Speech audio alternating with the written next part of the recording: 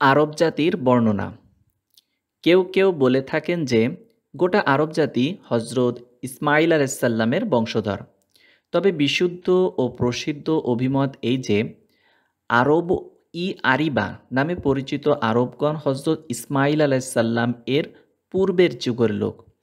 আমরা ইতপূর্বে উল্লেখ করেছি যে আদ, সামুদ, তসম, জাদিস, উমাইম, জরহুম, আমালিক ও আরও অনেক সম্প্রদায় যাদের সম্পর্কে শুধু আল্লাহই জানেন, তারা সবাই আরিবা এর অন্তর্ভুক্ত। এরা হজরত ইব্রাহিম আলাইসাল্লামের পূর্ববর্তী যুগের লোক ছিল। হজরত ইব্রাহিম আলাইসাল্লাম এর যুগেও তাদের অস্তিত্ব ছিল। তবে আরবে মুস্তারাবা নামে পরিচিত হিজাজের আরবগণ ইসমাইল আলাইসাল্লামের বংশধর। ইয়ামান নামে যারা পরিচিত তারা হলো হিমআরি আরব। প্রসিদ্ধ অভিমত অনুযায়ী তারা কাহতানের বংশধর। কাহতানের নাম মুহাজ্জাম। এই বক্তব্য ঐতিহাসিক ইবনে মাকুলার। বলা হয়ে থাকে যে তারা ছিল 4 ভাই: কাহতান, কাহিত, মকহিত ও ফালিগ। কাহতান ছিলেন হুদের পুত্র। কেউ কেউ বলেন হুদের নামই কাহতান। কারো কারো মতে হুদ ছিলেন কাহতানের ভাই। অপর কেউ কেউ বলেন হুদ কাহতানের অধনস্থ বংশধর। কতক গবেষকের ধারণা কাহতান হজরত ইসমাইল আলাইসাল্লামের বংশধর। ইবনে ইসহাক রাহিমাহুল্লাহ প্রমুখ এরূপ বলেছেন। এই সূত্রে তারা এই বংশতালিকা পেশ করেন কাহতান ইবনে তামিন ইবনে কাইদান ইবনে ইসমাইল। অবশ্য হজরত ইসমাইল আলাইসাল্লাম পর্যন্ত কাহতানের বংশতালিকা কেউ কেউ অন্যভাবেও বর্ণনা করেছেন। আল্লাহই ভালো জানেন। ইমাম বুখারী রহিমাহুল্লাহ তার সহি গ্রন্থে এই বিষয়ে একটি শিরোনাম রচনা করেছেন। তিনি বলেছেন, এই অধ্যায় ইয়ামান নামে পরিচিত লোকগণ হজরত ইসমাইল আলাইসাল্লামের বংশধর সাব্যস্তকরণ বিষয়। ইমাম বুখারী সালমা রাহিমাহুল্লাহ সূত্রে বলেন, রাসূলুল্লাহ সাল্লাল্লাহু আলাইহি ওয়াসাল্লাম আসলাম গোত্রের কতক লোকের নিকট গেলেন। তারা তখন তরবারি পরিচালনার প্রতিযোগিতা করছিলেন। রাসূলুল্লাহ সাল্লাল্লাহু আলাইহি ওয়াসাল্লাম বললেন, হে ইসমাইলগণের বংশধরগণ, তোমরা তীর নিক্ষেপ করতে থাকো, আমি অমুক দলের সাথে যোগ দিলাম। তখন অপর পক্ষ হাত গুটিয়ে ফেললেন। রাসূলুল্লাহ সাল্লাল্লাহু আলাইহি ওয়াসাল্লাম বললেন, তোমাদের কি হলো? তারা বলল, ইয়া রাসূলাল্লাহ, আপনি অমুক দলে থাকা অবস্থায় আমরা তাদের প্রতি তীর নিক্ষেপ করব কিভাবে? তখন রাসূলুল্লাহ সাল্লাল্লাহু আলাইহি ওয়াসাল্লাম বললেন, ঠিক আছে, তোমরা তীর নিক্ষেপ করো, আমি তোমাদের সকলের সাথে থাকলাম। এই বর্ণনা শুধু ইমাম বুখারীই উদ্ধৃত করেছেন। কোনো কোনো বর্ণনায় আছে, হে ইসমাইলীগণের বংশধরগণ, নিক্ষেপ করতে থাকো, কারণ তোমাদের পূর্বপুরুষ ইসমাইল নিক্ষেপকারী ছিলেন। তোমরা নিক্ষেপ করো, আমি ইবনে আদ্রা এর পক্ষে যোগ দিলাম। তখন অপর পক্ষ তীর নিক্ষেপ বন্ধ করে দিল। এরপর রাসূলুল্লাহ সাল্লাল্লাহু আলাইহি ওয়াসাল্লাম বললেন, ঠিক আছে, তোমরা নিক্ষেপ করো, আমি তোমাদের সকলের সাথে আছি।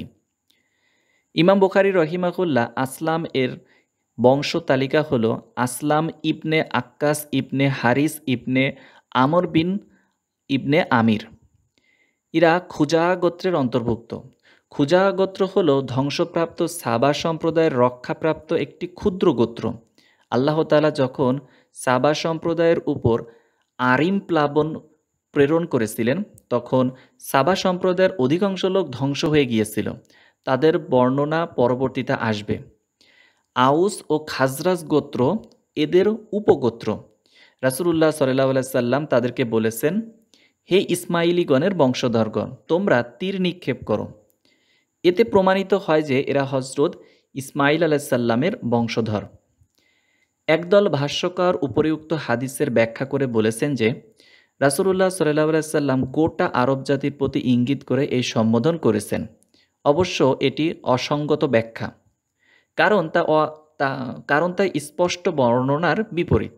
আর এই ব্যাখ্যার পেছনে কোনো দলিল নেই। অধিকাংশ গবেষকদের মতে ইয়ামানি আরবদের কাহতানি আরবগণ ও অন্যান্যরা হজরত ইসমাইল আলাইহিসসালাম এর বংশধর নন।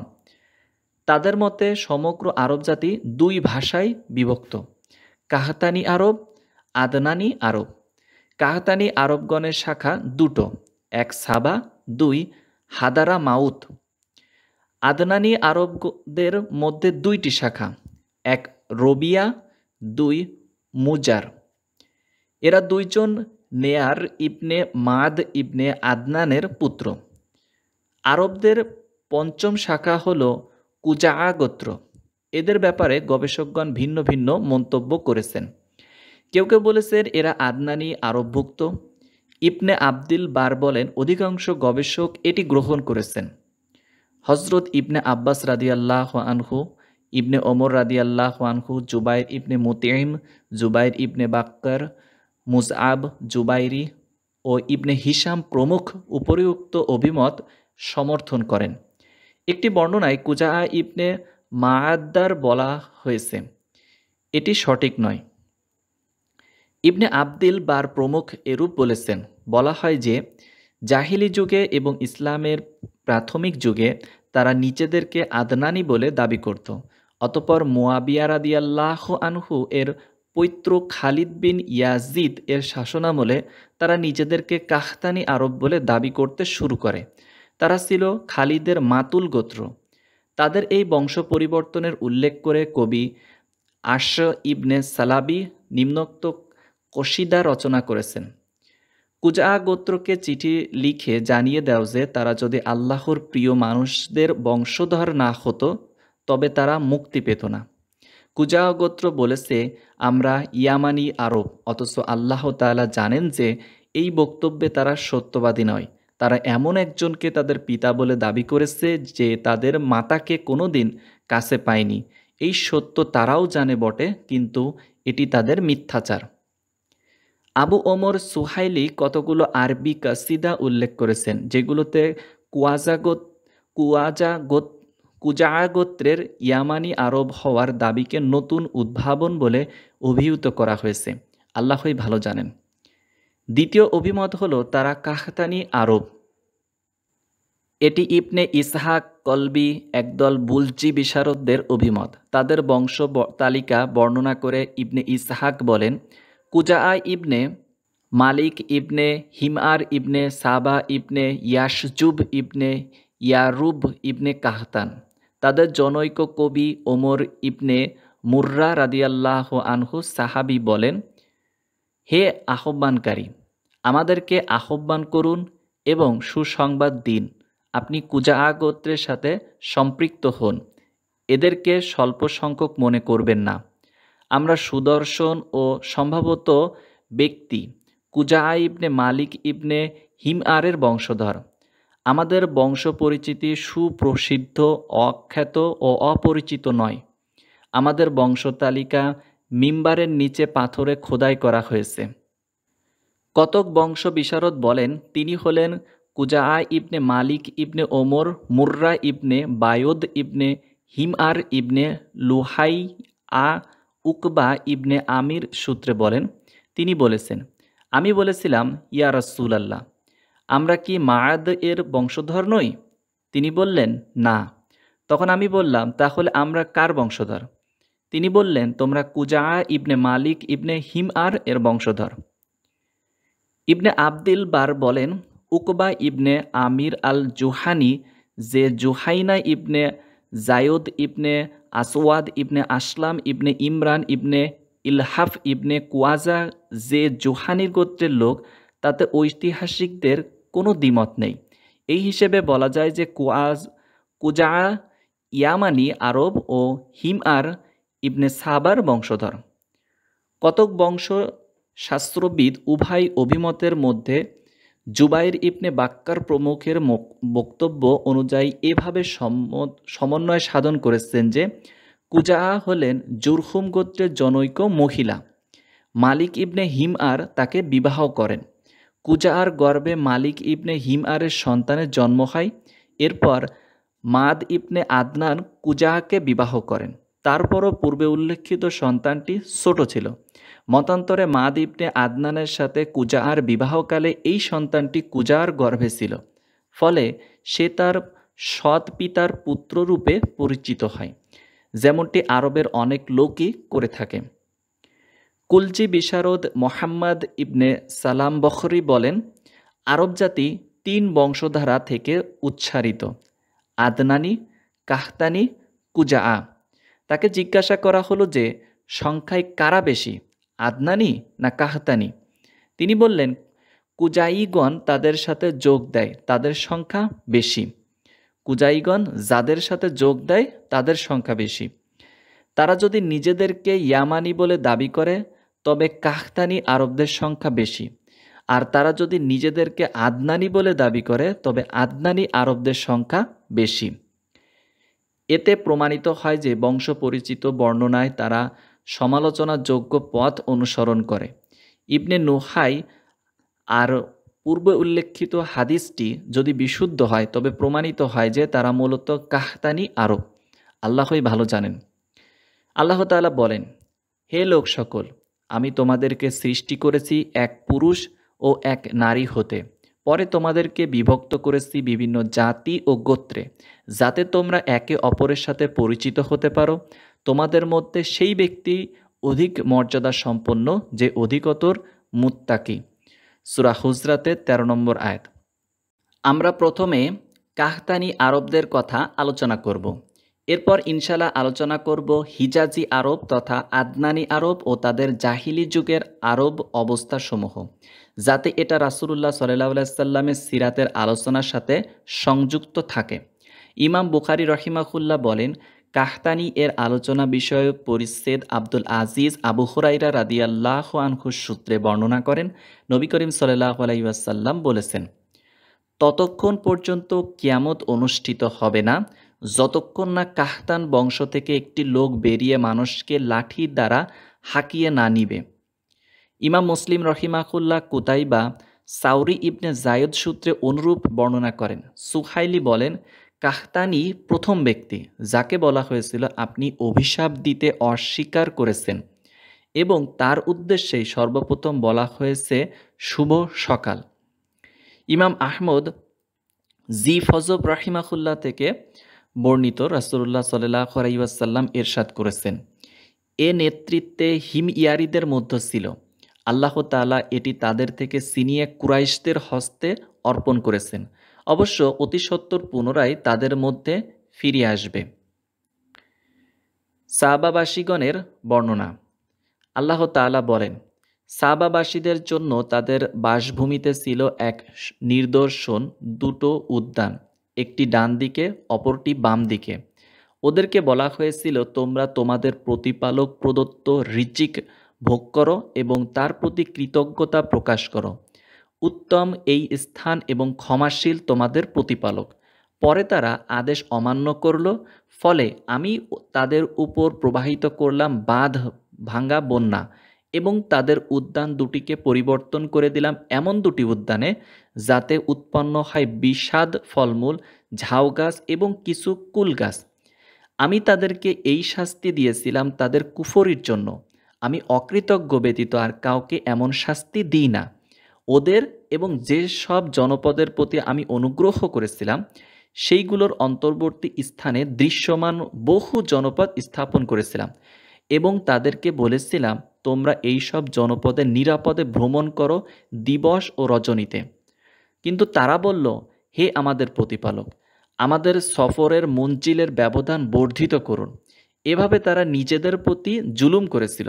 ফলে আমি ওদেরকে কাহিনীর বিষয়বস্তুতে পরিণত করলাম এবং ওদেরকে ছিন্ন ভিন্ন করে দিলাম। এতে প্রত্যেক ধৈর্যশীল কৃতজ্ঞ ব্যক্তির জন্য নিদর্শন রয়েছে। সূরা সাবা এর 15 নম্বর আয়াত। মুহাম্মদ ইবনে ইসহাক সহ কুলজি বিশারদগণ বলেছেন যে সাবার নাম হলো আবদ শামস ইবনে ইয়াশজুব ইবনে ইয়ারুব ইবনে কাহতান। তারা বলেন, এই ব্যক্তি প্রথম আরব যাকে বন্দী করা হয়েছিল, তাই তার নাম হলো কারারুদ্ধ। তাকে আরবাইশ বা দাতা নামেও ডাকা হতো, কারণ তিনি নিজের ধন সম্পদ থেকে মানুষকে অকাতরে দান করতেন। সুহাইলি বলেন, তিনি সর্বপ্রথম মাথায় মুকুট পরিধান করেন। কেউ কেউ বলেন যে তিনি মুসলিম ছিলেন। তার কত কবিতা আছে, সেগুলোতে তিনি প্রিয় নবী সাল্লাল্লাহু আলাইহি সাল্লামের আবির্ভাবে সুসংবাদ দিয়েছিলেন। আর কতক এই, আমাদের পরে একজন নবী বিশাল রাজত্বের অধিকারী হবেন, তিনি কোনো অধ্যায় ও হারাম কাজকে প্রশ্রয় দিবেন না। তার পরবর্তী সময়ে তাদের মধ্য থেকে অনেক রাজা আসবে, তারা কোনো অপরাধ ছাড়াই মানুষকে কৃতদাসে পরিণত করবে। ওদের পর আমাদের বংশ থেকে কতক রাজা হবে, তখন আমাদের মধ্যে রাজত্ব থাকবে ভাগাভাগির ভিত্তিতে। কাহতানদের পরে একজন সৎ, পুণ্যবান ও পবিত্র নবী রাজা হবেন, তিনি সর্বোত্তম মানব। তার নাম হলো আহমদ। হায়, তার নবুয়ত প্রাপ্তির পর আমি যদি অন্তত 1টি বছর জীবিত থাকতাম, তাহলে আমি আমার সর্বশক্তি দিয়ে তাকে সাহায্য করতাম এবং তাকে ভালোবাসতাম। তিনি যখনই আবির্ভূত হন না কেন, তোমরা তার সাহায্যকারী হইও। তার সাথে তার দেখা হবে, আমার সালাম তাকে জানিয়ে দিও। ইবনে দিহা তার আত-তানভীর ফি মাউলিদিল বাশিরিন নাজির গ্রন্থে এগুলো উল্লেখ করেছেন। ইমাম আহমদ আবদুল্লাহ ইবনে আব্বাস রাদিয়াল্লাহু আনহু সূত্রে বর্ণনা করেন, তিনি বলেছেন, এক ব্যক্তি রাসূলুল্লাহ সাল্লাল্লাহু আলাইহি সাল্লামকে সাবা সম্পর্কে জিজ্ঞাসা করেছিল যে, সাবা কি পুরুষ নাকি মহিলা, না কোনো এলাকার নাম? উত্তরে রাসূলুল্লাহ সাল্লাল্লাহু আলাইহি সাল্লাম বললেন, সাবা একজন পুরুষ লোক, তার 10টি সন্তান ছিল। তাদের 6 জন ছিল ইয়ামেনে আর 4 জন সিরিয়াতে। ইয়ামেনে বসবাসকারীগণ হল মজহাজ, কিন্দা, আজদ, আশআরি, আনমার, হিমআর। সিরিয়া বসবাসকারীগণ হল লাখম, জুবাম, আমিলা, গাসসান। তাফসির গ্রন্থে আমরা উল্লেখ করেছি যে এই প্রশ্নকারী ছিলেন ফারওয়া ইবনে মিসহিক আল গাতিকি। আমরা এই হাদিসটির সমস্ত সনদ এবং শব্দাবলী সেখানে উল্লেখ করেছি। মূল কথা হলো, সাবাই হচ্ছে এইসব আরব গোত্রের আদিপুরুষ। এদের মধ্যে তুব্বাগণ অন্তর্ভুক্ত রয়েছে। তাবাবিয়া শব্দের এক বচন তুব্বা। তুব্বা রাজাগণ বিচারের সময় পারস্য সম্রাট কিসরার মতো মুকুট পরিধান করতেন। যে ব্যক্তি গাহর ও হাদ্রামাউত সহ ইয়ামানের রাজা হতেন, তারা আরবগণ তুব্বা নামে আখ্যায়িত করত।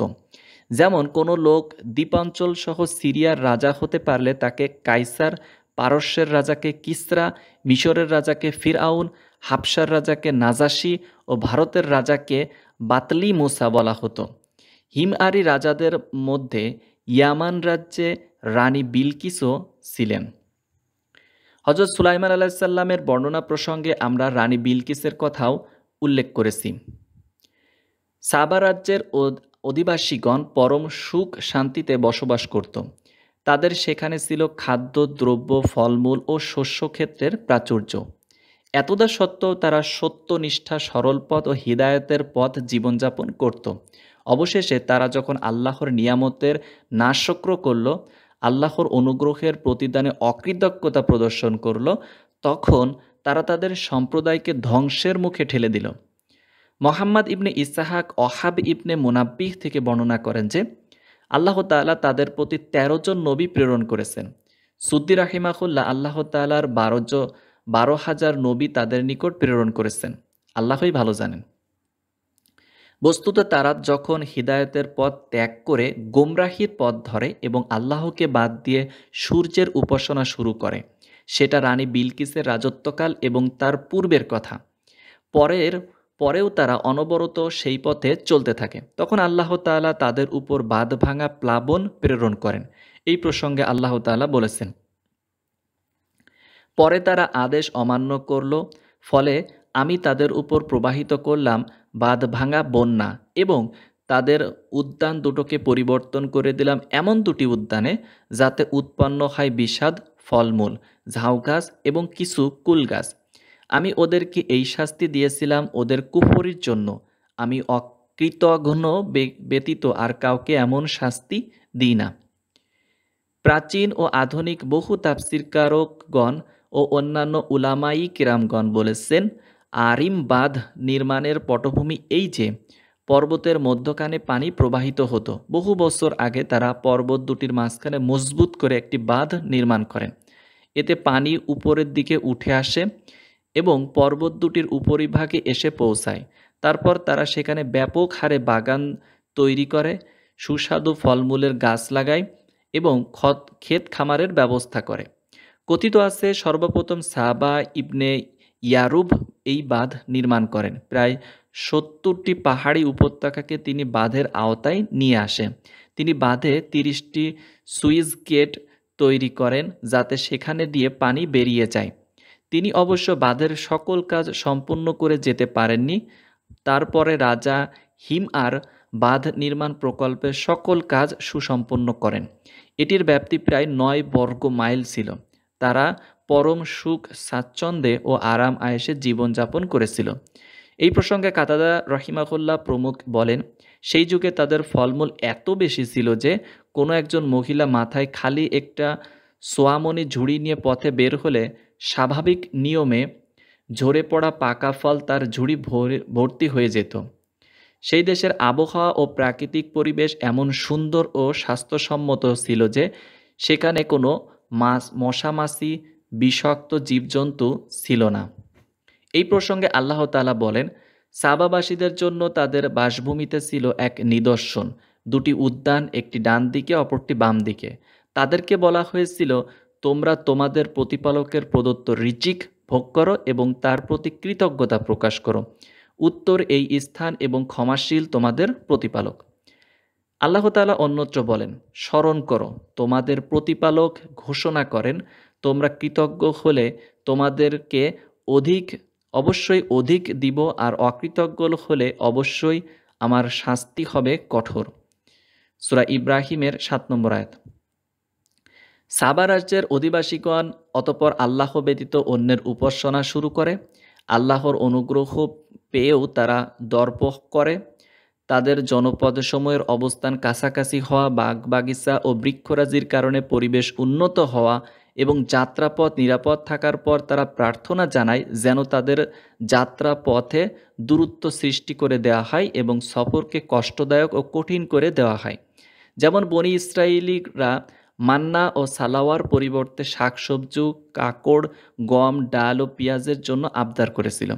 অতঃপর আল্লাহ তাআলা তাদের শহর নগরগুলোকে ধ্বংস করে তাদেরকে দূর দূরান্তে বিক্ষিপ্তভাবে ছড়িয়ে দিয়ে ওই মহা অনুগ্রহ ও সার্বিক কল্যাণ প্রত্যাহার করে নিলেন। এই প্রসঙ্গে আল্লাহ তাআলা বলেন, তারা সত্য থেকে মুখ ফিরিয়ে নিল, ফলে আমি তাদের প্রতি বাঁধভাঙা প্লাবন প্রবাহিত করে দিলাম। অনেক তাফসীরকারকগণ বলেন, আল্লাহ তাআলা এই বাঁধভাঙা ভেঙে দেওয়ার জন্য ইচ্ছে করলেন, তখন এটির ভিত্তিমূলে দলে দলে ইঁদুর পাঠিয়ে দিলেন। লোকজন যখন তা জানতে পারল, তখন তারা ইঁদুর দমনের জন্য বাঁধ এলাকায় বহু সংখ্যক বিড়ালও ছেড়ে দিলেন। কিন্তু তাতে কোনো কাজ হয়নি, কারণ প্রবাদে আছে যে পাতিল গরম হয়ে গেলে তখন সতর্ক হয়ে কোনো লাভ নেই, তখন বাঁচার কোনো পথ থাকে না। ইঁদুরের আক্রমণে বাঁধের ভিত্তিমূল ঝাঁঝরা হয়ে যায় এবং বাঁধ ভেঙে যায়। ফলে সকল নালা বিনষ্ট হয়ে পানি সমতল অঞ্চল দিয়ে গড়িয়ে যায়। ফলমূল, বাগবাগিচা, ক্ষেত খামার সব ধ্বংস হয়ে যায়। মনোরম আবাসিক এলাকা পরিণত হয় বিরান জনপদে। এর পরবর্তী জন্ম নেয় বিষাদ, আজেবাজে গাছগাছালি ও ফলমূল। আল্লাহ তাআলা বলেন, এবং তাদের উদ্যান দুটির পরিবর্তে দিলাম এমন দুটি উদ্যান যাতে উৎপন্ন হয় বিষাদ, ফলমূল, ঝাউ গাছ। ইবনে আব্বাস রাদিয়াল্লাহু আনহু, মুজাহিদ এবং অনেক ভাষ্যকার বলেছেন যে শব্দ দ্বারা পিলু গাছ এবং তার ফল ঝাউ গাছ বোঝানো হয়েছে। কেউ কেউ বলেন ঝাউ গাছ জাতীয় এমন একটি গাছ বোঝানো হয়েছে যা কাঠ সর্বোচ্চ, কোনো ফল ধরে না, এবং কতক কুল বৃক্ষ, কারণ জবলিক কুল গাছে ফল হয় কম আর তাতে কাঁটা থাকে বেশি। ওই কুলও তেমনই বিষাদ। যেমন প্রবাদ আছে, উটের গোশত নষ্ট হলো উঁচু পাহাড় চূড়ায়, এমন সমতল নয় যে সেখানে সহজে উঠা যাবে, আবার এমন নাদুস নুদুস নয় যে তা পরিচ্ছন্ন থাকবে। এজন্য আল্লাহ তাআলা বলেন, তাদের কুফরির কারণে আমি তাদেরকে এই শাস্তি দিয়েছি, অকৃতজ্ঞ ব্যক্তি ব্যতীত অন্য কাউকে আমি এমন শাস্তি দিই না। অর্থাৎ আমি এমন কোনো কঠিন শাস্তি শুধু তাদেরকেই দিই যারা আমার প্রতি কুফরি করে, আমার রাসূলদের প্রত্যাখ্যান করে, আমার নির্দেশের বিরোধিতা করে এবং আমার নিষেধাজ্ঞাগুলো অমান্য করে। আল্লাহ তাআলা বলেন, ফলে আমি তাদেরকে উপাখ্যানে পরিণত করলাম এবং তাদেরকে ছিন্ন ভিন্ন করে দিলাম।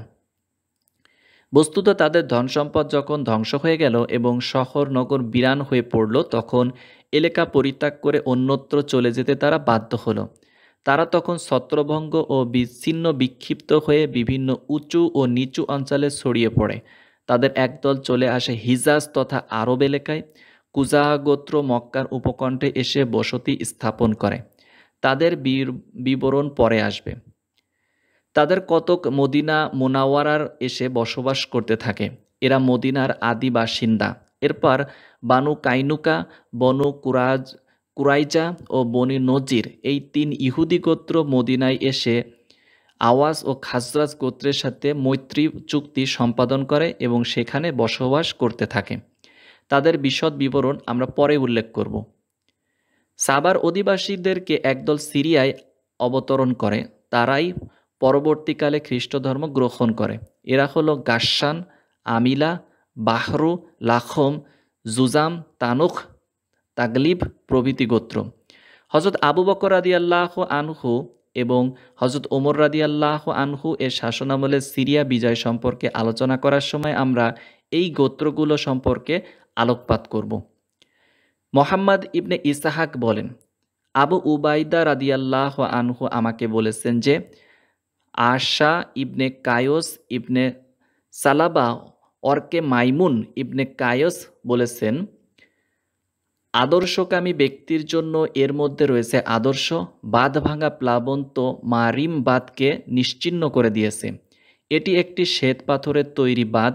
হিম আর তাদের জন্য একটি নির্মাণ করেছিলেন। প্রচণ্ড পানির ঢেউ এলেও তা নষ্ট করতে পারত না। এই পানি বন্টন করে নেওয়ার পরেও এটি যথেষ্ট পরিমাণে ক্ষেত খামার ও সংশ্লিষ্ট এলাকায় সিঞ্চিত করে দিত। অবশেষে তারা ধ্বংস হয়ে গেল। এমন হলো যে শিশু তার মায়ের দুধ পান ছাড়ার পর তাকে পানিও দিতে পারছিল না। মোহাম্মদ ইবনে ইসহাক তার সিরাত গ্রন্থে বলেছেন, বাঁধ ভাঙা প্লাবনের পূর্বে সর্বপ্রথম যিনি ইয়ামান থেকে অন্যত্র চলে গিয়েছিলেন তিনি হলেন আমর ইবনে আমির লাখমি। লাখম হলেন লাখম ইবনে আদি ইবনে হারিস ইবনে মুর্রা ইবনে আয়দ ইবনে জায়দ ইবনে মাহা আবন আমর ইবনে আরিব ইবনে ইয়াসজুব ইবনে জায়দ আবন কাহলান ইবনে সাবা। কেউ কেউ তার বংশতালিকা এরূপ লিখেছেন, লাখম ইবনে আদি ইবনে আমর ইবনে সাবা। এটি ইবনে হিশাম রহিমাহুল্লাহ এর বর্ণনা। ইবনে ইসহাক বলেন, আমর ইবনে আমির সাবা থেকে অন্যত্র স্থানান্তরের কারণ সম্পর্কে আবু জাইদ আনসারি আমার নিকট বর্ণনা করেছেন। আমর একদিন দেখলেন যে বাঁধ তার জন্য পানি ধরে রাখে এবং তারা প্রয়োজন মাফিক নিজ নিজ ইচ্ছা অনুযায়ী ওখান থেকে পানি সরবরাহ করেন। একটি জংলি ইঁদুর সেই বাঁধের মধ্যে একটা গর্ত খুঁড়ছে। এতে তিনি বুঝে নিলেন যে এই বাঁধ আর বেশি দিন টিকবে না। তাই তিনি ইয়ামান ছেড়ে চলে যাওয়ার সিদ্ধান্ত নিলেন। কিন্তু তার সম্প্রদায় তার বিরুদ্ধে ষড়যন্ত্রে লিপ্ত হয় এবং তাকে চলে যেতে বাধা দেয়। তিনিও একটি কৌশল অবলম্বন করলেন। তিনি তার ছোট ছেলেকে বললেন, আমি তোমার প্রতি রেগে গিয়ে তোমাকে চড় মারলে তুমিও আমার মুখে চড় মারবে। তার ছেলে নির্দেশ অনুযায়ী তাই করল। এরপর আমর বললেন, যে শহরে এমন পরিবেশ যে আমার ছোট ছেলে আমার মুখে চড় মারতে পারলো, আমি আর সেই শহরে থাকব না। তিনি তার ধন সম্পদ বেচে দেওয়ার ঘোষণা দিলেন। সেই শহরের সম্ভ্রান্ত লোকেরা বলল, আমরের রাগকে কাজে লাগাও, এই সুযোগে তার ধন সম্পদ কিনে নাও। অতঃপর আমর তার ছেলে মেয়ে নাতি নাতনি সবাইকে নিয়ে সাবা এলাকা ত্যাগ করেন। এটা দেখে আজদ গোত্রের লোকেরা বলল, আমর চলে গেলে আমরা এখানে থাকব না। তারা নিজেদের ধন সম্পদ বিক্রি করে দেয় এবং আমরের সাথে বেরিয়ে পড়ে। যেতে যেতে তারা আক এর অঞ্চলে উপস্থিত হয়। সেই দেশ অতিক্রম করতে চাইলে আক গোত্রীয়রা তাদেরকে বাধা দেয় এবং যুদ্ধ শুরু হয়। যুদ্ধের ফলাফল কখন পক্ষে আবার কখনো বিপক্ষে যায়। এই প্রসঙ্গে আব্বাস ইবনে মিরদাস বলেন, আক ইবনে আদনান যুদ্ধ খেলা খেলছে গাসসানী সম্প্রদায়ের বিরুদ্ধে। শেষে তাদেরকে সদল বলে বিতাড়িত করেছে। বর্ণনাকারী বলেন, অতঃপর তারা আক এর এলাকা অতিক্রম করে বিভিন্ন জনপদে ছড়িয়ে পড়ে। জাফনা ইবনে আজর ইবনে আমিরের পরিবার বসবাস করতে থাকে সিরিয়ায়। আওস ও খাজরাজ গোত্র অবতরণ করে ইয়াসরিবে অর্থাৎ মদিনা শরীফে। খুজাআ গোত্র গেল মুর অঞ্চলে। আজদ গোত্রের লোকজন ভিন্ন ভিন্ন উপগোত্রে বিভক্ত হয়ে তাদের কেউ কেউ সারাতে এবং কেউ কেউ ওমানে বসতি স্থাপন করে। এরপর আল্লাহ তাআলা মারিব বাঁধে সর্বনাশা প্লাবন প্রেরণ করলেন। প্লাবনের তোড়ে ভেঙ্গে চুড়ে ধ্বংস হয়ে গেল মারিব বাঁধ। এই প্রসঙ্গে আল্লাহ তাআলা উপরিউক্ত আয়াতগুলো নাজিল করেছিলেন। তাফসিরকার সুদ্দি রাহিমাহুল্লাহ থেকেও প্রায় এই রকম বর্ণনা এসেছে। মোহাম্মদ ইবনে ইসহাকের একটি বর্ণনা এরূপ এসেছে যে আমর ইবনে আমির নিজে জ্যোতিষী ছিলেন। কেউ কেউ বলেন আমর নিজে নয়, বরং তার স্ত্রী তারিফা ইবনে খায়র হিমইয়ারি জ্যোতিষী ছিলেন। তিনি তাদেরকে জানিয়ে দিলেন যে অতি সত্বর এই জনপদ ধ্বংস হয়ে যাবে। তারা যেন মারিব বাঁধে ইঁদুরের ধ্বংসলীলা দেখতে পেয়েছিলেন। তাই তারা যা করেন তা করো, আল্লাহই ভালো জানেন। ইবনে আবি হাতিম তাফসির গ্রন্থে ইকরামা থেকে এই ঘটনাও বিশদভাবে উল্লেখ করেছেন। বাঁধভাঙা প্লাবনে আক্রান্ত হওয়ার পর সাবার সকল গোত্র ইয়ামান ছেড়ে চলে যায়নি। তাদের অধিকাংশই সেখানে বসবাস করেছে। এলাকায় অবস্থানকারী মারিবাসীগণ বিভিন্ন স্থানে ছড়িয়ে ছিটিয়ে চলে গিয়েছিল। ইতপূর্বে বর্ণিত হজরত ইবনে আব্বাস রাদিয়াল্লাহু আনহু এর হাদিসের মর্মও এই যে সাবার সকল গোত্র ইয়ামান ছেড়ে চলে যায়নি এবং তাদের 4টি গোত্র অন্যত্র চলে যায়, ইয়ামানেই থেকে যায়। এবং 6টি গোত্র তারা হলো মুজহিজ, হিন্দা, আনমার, আবু খাশআম আশআরি, বুজাইলা ও হিমআর গোত্র। সাবা সম্প্রদায়ের এই 6 গোত্র ইয়ামানেই বংশ বৃদ্ধি করতে থাকে। বংশানুক্রমে তাদের মধ্যে রাজত্ব ও তুব্বা পদ চলে আসছিল। অতঃপর এই সময় ইথিওপিয়ার রাজা তার সেনাপতিদ্বয় আব্রাহা ও আরিয়াত এর নেতৃত্বে অভিযান প্রেরণ করে ওদের হাত থেকে বছর রাজত্ব ইথিওপিয়াদের হাতে থাকে। অবশেষে সাইফ ইবনে জি ইয়ামিন হিমআরি ওদের হাত থেকে রাজত্ব পুনরুদ্ধার করে। এই পুনরুদ্ধার সম্পন্ন হয় প্রিয় নবী সাল্লাল্লাহু আলাইহি ওয়াসাল্লাম এর আবির্ভাবের অল্প কিছুদিন পূর্বে। এর বিস্তারিত বিবরণ ইনশাল্লাহ পরে আমরা উল্লেখ করব। পরবর্তীতে নবী করিম সাল্লাল্লাহু আলাইহি ওয়াসাল্লাম ইয়ামানের অধিবাসীদের নিকট হজরত আলী রাদিয়াল্লাহু আনহু ও হজরত খালিদ বিন ওয়ালিদকে রাদিয়াল্লাহু আনহুকে প্রেরণ করেন। তারও পরে তিনি আবু মুসা আশআরি ও মুআজ ইবনে জাবাল রাদিয়াল্লাহু আনহুকে সেখানে প্রেরণ করেন। তারা লোকজনকে আল্লাহর প্রতি দাওয়াত দিতে ও তাওহীদি ঈমান ও ইসলামের যুক্তি প্রমাণগুলো তাদের নিকট স্পষ্টভাবে তুলে ধরতেন। একসময় ভণ্ড নবী আসওয়াদ আনাসি ইয়ামানে প্রভাব সৃষ্টি ও প্রাধান্য বিস্তার করে। সে রাসূলুল্লাহ সাল্লাল্লাহু আলাইহি ওয়াসাল্লামের প্রতিনিধিকে সেখান থেকে বের করে দেয়। আসওয়াদ আনসি নিহত হওয়ার পর হজরত আবু বকর সিদ্দিক রাদিয়াল্লাহু আনহু এর খেলাফতে সেটি পুনরায় মুসলমানদের কবজায় চলে আসে এবং ইসলামের বিজয় নিশান উঠতে থাকে। রাসূলুল্লাহ সাল্লাল্লাহু আলাইহি ওয়াসাল্লামের সিরাত ও ইতিহাস বর্ণনার পরে আমরা ইয়ামানে ইসলামী বিজয়ের বিবরণ উল্লেখ করব ইনশাআল্লাহ। রবিয়া আবুন নাসর লাখমির বর্ণনা। এই রবিয়া পূর্বে উল্লেখিত রবিয়া লাখনবী বলে ইবনে ইসহাক বলেছেন। সুহাইলি বর্ণনা করেন, ইয়ামানের বংশ বিশারদগণ বলেন ইনি হলেন নাসর ইবনে রবিয়া ইবনে নাসর ইবনে হারিক ইবনে নুমারা ইবনে লাখম। জবিয়ান ইবনে বাক্কার বলেন তিনি হলেন রবিয়া ইবনে নাসর ইবনে মালিক ইবনে সয়ুজ ইবনে মালিক ইবনে আজম ইবনে আমর ইবনে নুমারা ইবনে লাখম। লাখম ছিলেন জুজামের ভাই। লাখম শব্দটির অর্থ হচ্ছে চপেটাঘাত। আপন ভাইকে চপেটাঘাত করায় তার নাম পড়ে গিয়েছিল লাখম, আর চপেটাঘাতকারীর হাত কামড়ে ধরেছিল বলে তার ভাইয়ের নাম হয় জুজাম। জুজাম মানে দংশন করা। রবিয়া ছিলেন তুব্বা উপাধিধারী হিমইয়ারি সম্রাটদের অন্যতম। শাক ও সাতিহ নামের দুজন গণককে রাসূলুল্লাহ সাল্লাল্লাহু আলাইহি সাল্লামের আগমন সম্পর্কে তাদের নিকট সতর্কবাণী উচ্চারণ করেছিলেন। গণক শাতিহ এর নাম ও বংশ পরিচয় হল রাবি ইবনে রাবিয়া ইবনে মাসুদ ইবনে মাজিন।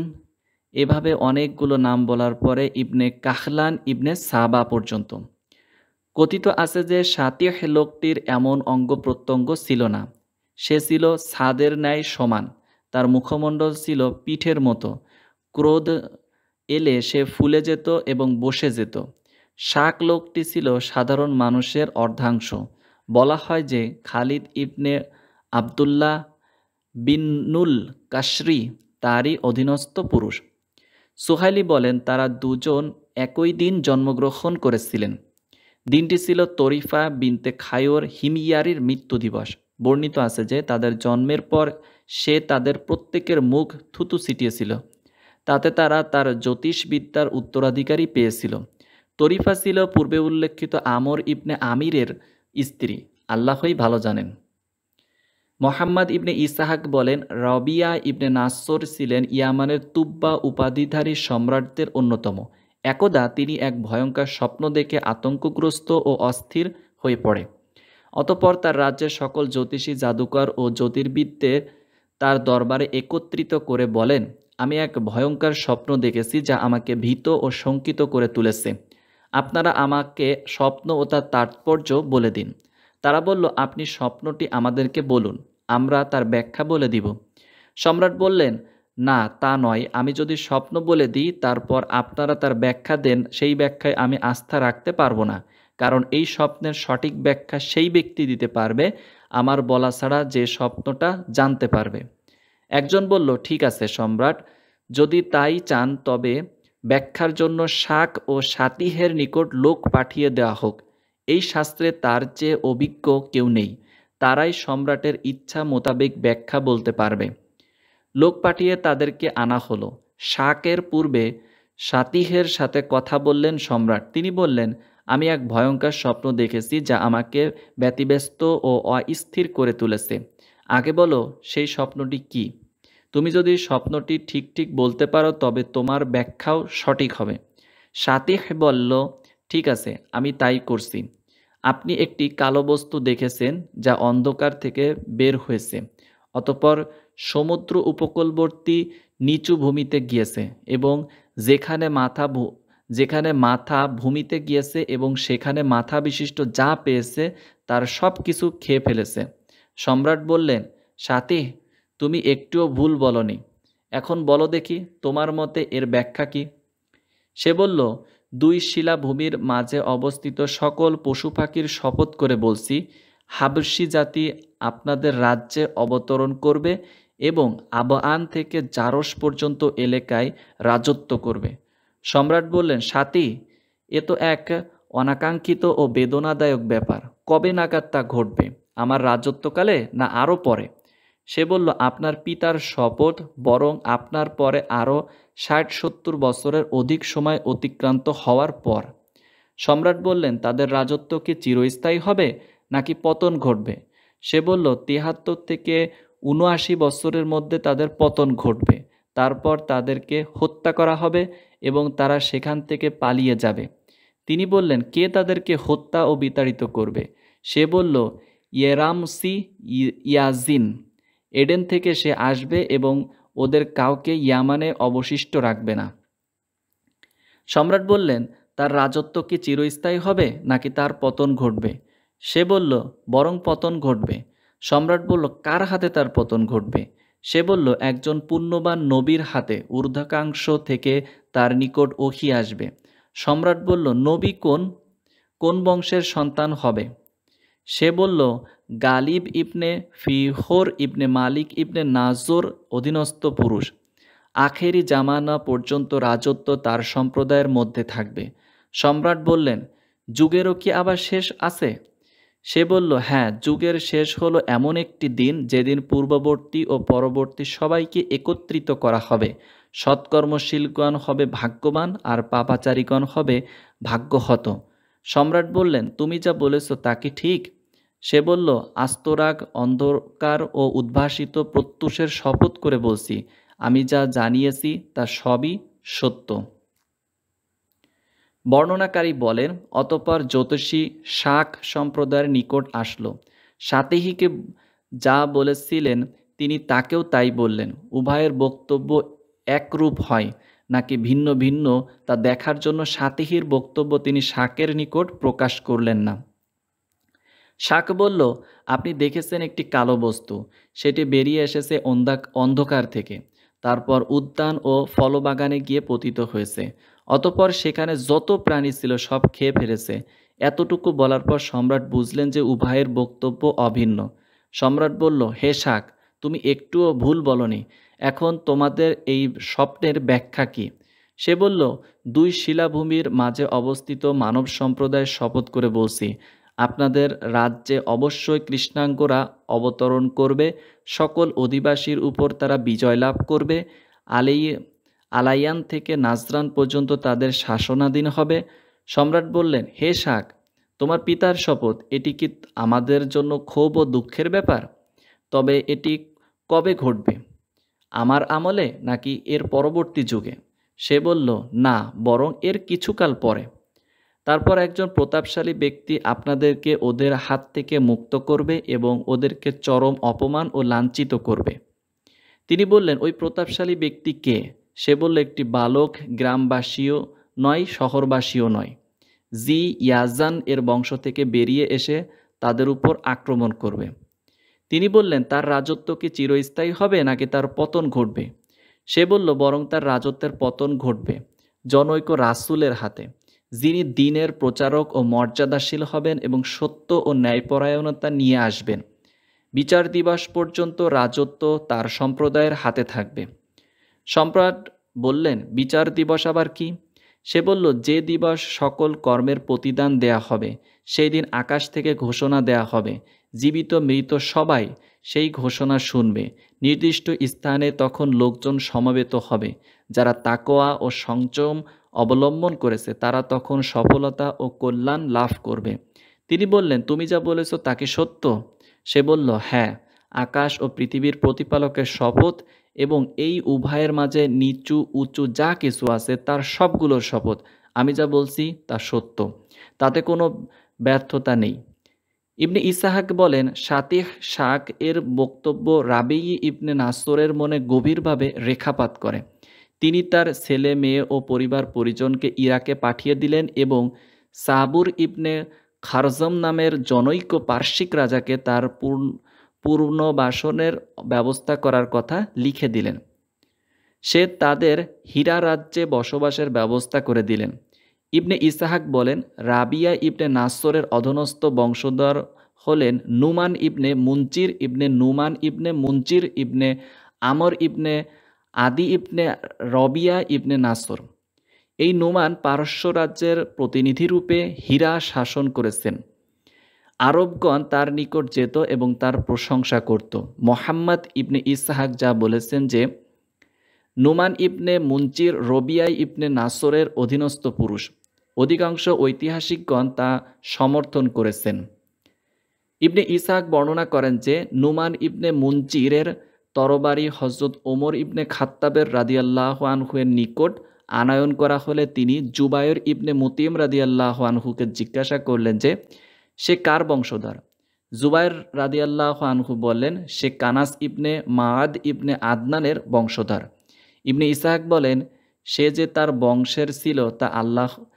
যে কোন বংশের ছিল তা আল্লাহই ভালো জানেন।